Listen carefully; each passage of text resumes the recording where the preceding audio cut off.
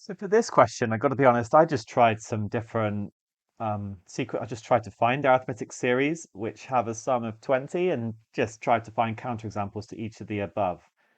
So I went with d equaling 1, and I thought, right, quite a nice one I can get straight away is if I start with minus 19 and then just go up by 1 every time, then eventually I will be able to get a sum of 20 because then I could get 18 plus 19 and that will get me back to 0 and then I can add on 20. So that's quite a nice little construction.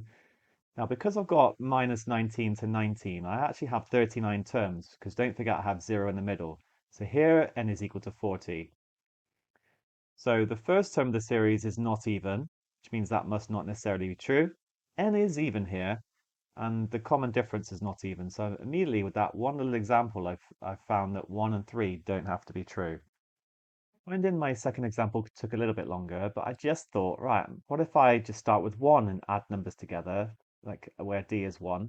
1 plus 2 plus 3 plus 4, that would get me to 10, plus 5 plus 6 would get me to 21. Actually, when you just add them, increasing n each time, you get 1, then 1 plus 2 is 3, 1 plus 2 plus 3 is 6. You create what we call the triangle numbers. So if you've never learned about these, I advise you have a little read up on them. They're really interesting. Okay, now we didn't get 20, but if I change it to 2 plus 3 plus 4 plus 5 plus 6, then that is an arithmetic series, and I have managed to get 20. This time, the first term is even. The common difference is still not even, but the main thing is that n is not even, because n is equal to 5. So I've shown another situation where one of them is not true, which means none of them are necessarily true. And one of the way to do this question a little bit more carefully, or if you can't find counterexamples quickly, is to write down the summation formula. Remember, it's a half n times 2a plus n minus 1d, and that is going to equal 20. We can times through by 2, so n times 2a plus n minus 1d is equal to 40. And n must be an integer, but remember the terms in the series are all integers, so a and d must also be integers, and this is actually a Diophantine equation. It must be that we've got an integer times an integer is 40, so n must be a factor of 40.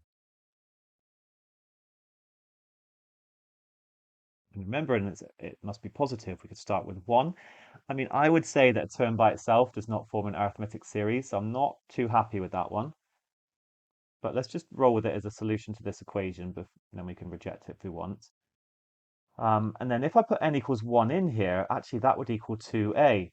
So a would just equal 20. Then if I went with 2, then I'd get 20 for 2a plus n minus 1d. And then that would equal 2a plus d. We can keep going. 4, then it would be 8. Oh, no, wait, I missed 5 out. 5, 8, 10. Remember, I should try and find them in pairs. I've got 10 and 4 go together, 8 and 5 go together, then 20, and then 40. Okay, and those are going to be, yeah, my factors of 40. So these are the possibilities where they're all integers. So for 4, it's going to be 10 is equal to 2a plus 3d. And for 5, when that would be 8, and then I sub it in equals 2a plus 4d. Then 5 is going to equal 2a plus 7d. And for this one, it's going to be 4 equals 2a plus 9d. 20, it'll be 2 equals 2a plus 19d. And then for 40, finally, it'll be 1 equals 2a plus 39d. This can help us a little bit more easily find counterexamples. So if I want n to not be even, then I could just pick, okay, it's got a, all right, it's just this one here, but I could go with 5, and then we could let d equal 1, which would mean that A was equal to 2. And I'd actually create that series I had before, 2 plus 3 plus 4 plus 5 plus 6. But a little bit less guesswork now, a little bit more, a careful calculation for it. And we could choose other ones as well. And you could do the same if we wanted to show that, the first term wasn't even. We could pick a value of D, which is odd. We could make it work. And the same with the common difference being even. We could pick a value of D that was odd and make it work with A. So that is worth looking into, because a more detailed question might require us to find, I don't know, some other aspects. So yeah, method one, just try stuff out. Method two, slightly more careful, Diophantine equation, writing down all the different solutions, or at least just some of them, and then again justifying that none of them are necessarily true. Nice one.